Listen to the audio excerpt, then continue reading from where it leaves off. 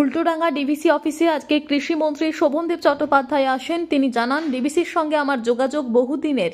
DVC কর্মীদের বন্ধু হিসেবে চিহ্নিত করি, কারণ ডিভিসির ইউনিয়ন যখন আমাকে বলেছে যে কোনো সমস্যায় আমি তাদের পাশে দাঁড়িয়েছি। বিভিন্ন প্ল্যান তৈরির ক্ষেত্রে অনেক সমস্যা যখনই পড়েছে আমি তাদের পাশে দাঁড়িয়েছি। যেহেতু পশ্চিমবঙ্গের মধ্যে সেটা আমি সাহায্য করেছি, বহু সমস্যাও মিটিয়ে দিয়েছি।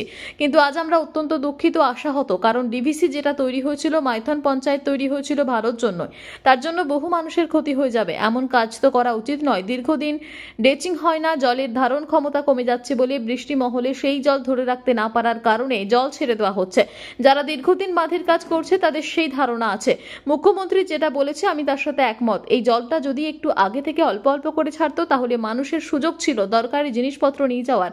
মানুষের ভোটার কার্ড থেকে আধার কার্ড, দরকারি জিনিস সমস্ত কিছু নষ্ট হয়ে যাবে জলের তলায়। আমরা সবাই মিলে চেষ্টা করছি, যতটা মুখ্যমন্ত্রী মমতা বন্দ্যোপাধ্যায় বলেছেন। আমফানে লোক মারা যায়নি, তার কারণ আমরা আগে থেকে সমস্ত মানুষকে সরিয়ে নিয়ে গিয়েছিলাম, নিরাপদে রেখে খাওয়া দাওয়া সব দিয়েছিলাম।